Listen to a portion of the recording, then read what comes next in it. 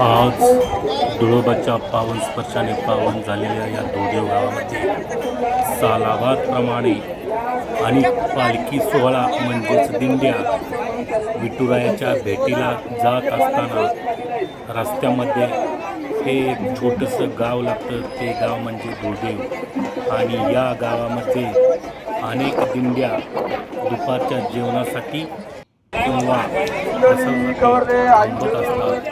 त्यामुळे जणू काय या धुळदेवामध्ये पंढरपूरच अवतरला आहे असं आज वाटत आहे.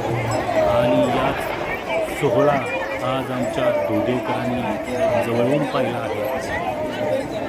सर्व वारकरी टाळांच्या गजरामध्ये आपली वाट चालत असताना धुळदेववरून रवाना होत असतात.